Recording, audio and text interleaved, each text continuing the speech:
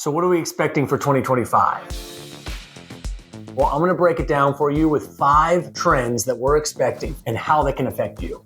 So hey guys, Mike Hines here with Oyler, Hines of Coldwell Banker. As many of you know, we specialize in new construction, land acquisition, land sourcing, and we're really around many builders every single day. So we get to hear a lot from the ground level about what's happening in the new construction market. We thought it'd be helpful going into 2025 to share with you some of our thoughts and predictions on what to expect in the market, especially as a new construction buyer if you're out there considering the purchase of a new home. So let's dive into number 1, cost. We are asked routinely about, will the cost of a house be more expensive next year? And one of our builders is famous for saying, cost of a new home is probably not gonna go down. So I would expect costs to raise, but it's gonna be ever so slightly. So we actually had the pleasure recently of listening to Richard Dietz. He is actually the chief economist over at the NAHB, the National Association of Home Builders. And he got to share with us a little bit of trends and just reporting. And his expectation is his cost will rise, but it'll be ever so slight. So what does that really mean? It means that the cost of your house is probably gonna be negligible whether you build today or maybe in 6 months. With one big caveat, tariffs. Tariffs could affect that. If you remember going back a few years ago when there was tariffs, that did raise some costs. In fact, you saw some lumber changes, you saw pricing of other materials go up, and that's something that could happen. We don't exactly know how that'll affect, and we don't even really know if that's gonna go into effect. We know there's some threats right now as far as that going into existence, but we will see, and we're kind of just gonna wait on the side. Doesn't mean you start building your house any faster or go slower. It just means you gotta be mindful of that, and your builders should be able to articulate that and share how that's affecting you on the ground level. Number 2, there will be more new construction opportunities. However, they might look a little bit different. This is really one that we've been seeing over the past several years. So what do I mean by this? For years and years, it was just traditional single family homes, right? You wanted to build a house, you'd build a nice ranch or a 2-story in a development, and it was as easy as that. Of course, I'm oversimplifying, it was never that easy. But nowadays, homes are coming in all different shapes and sizes. So you may see more row homes, which are just single family homes that are on narrower lots. You may see more townhomes, which are those same type of plans, but maybe attached and a little bit lower price points. Or maybe there's gonna be some patio style homes or communities that are more for empty nesters. What we do know is that land is getting more expensive and harder to find. So when it comes to custom homes, everything is not gonna look the way it did probably throughout the 70s, 80s, 90s, and even in the early 2000s. There's gonna be more and more, just differentiation in the type of product. The more specific you are on what you're looking for, the harder it may be to find. So just keep that in mind. If you have a little bit more of a broader and open-minded point of view, you might be able to find a new home and be able to find something that fits your needs. It just might not look the way you imagine. So sticking with the theme of homes changing as far as product types, floor plans, one other component that goes into this is the overall size of a house, so the square footage. That's changed a lot, and mainly because of COVID. So as of 2017, we started to see the size of homes start to go down a little bit. And of course, we saw a spike during COVID because people wanted more space in their houses. So they started buying a little bit bigger, more property.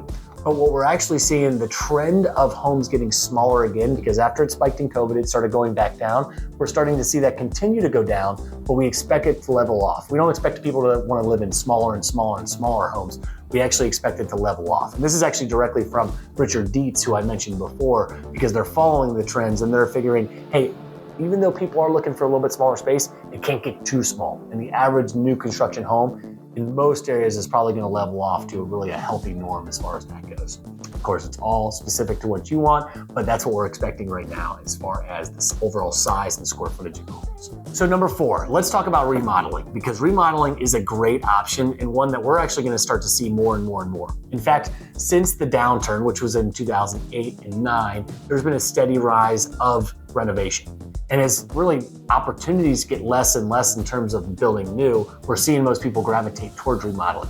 This is not a new prediction. We mentioned this in the past couple of years, but we continue to think that remodeling will become more and more common. In fact, we have a graph that will pop up as well that's showing that it continues to rise. And as new construction costs level out, but opportunities start to really, unfortunately, wane when it comes to building, we anticipate that more folks will start to renovate existing homes because that's what they can find and that's what's out there. Of course, so many folks reach out to us and say, I'd love to find a house that's less than 10 years old in this area.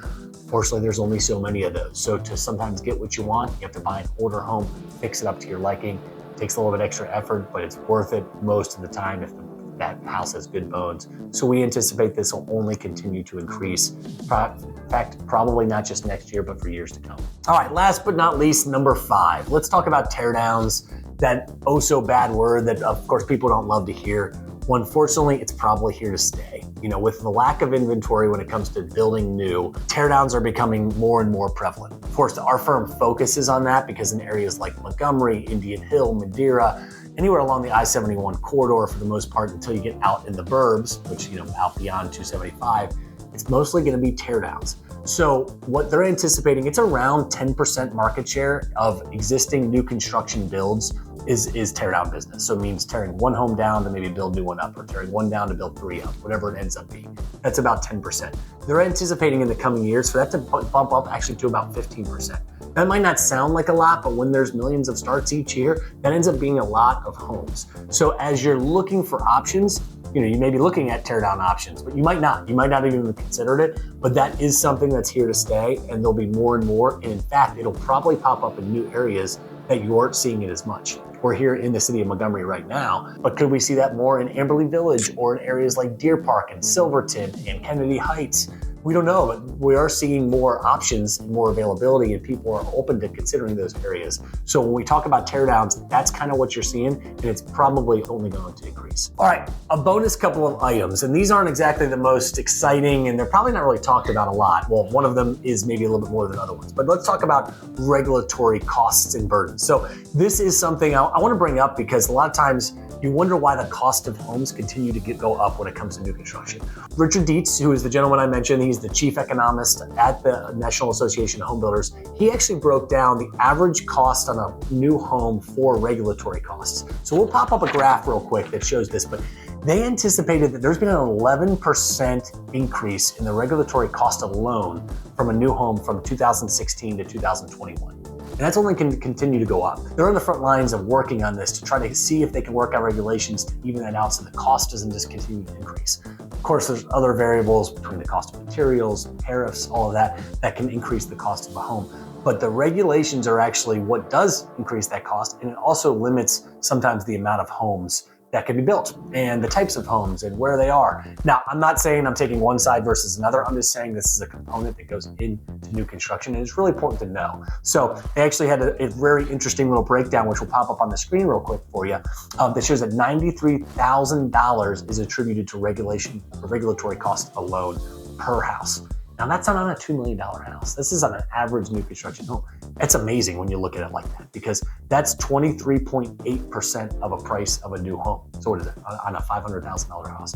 So it's just absolutely staggering. So I want to share that with you so you can understand kind of what builders and developers and everybody's working with ultimately passes the cost on to you as the end buyer. The second part of that is how monetary policy is affecting the mortgage rates.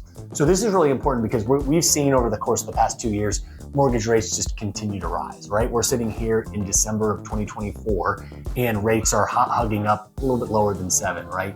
They don't anticipate rates coming down below 6 in 2025.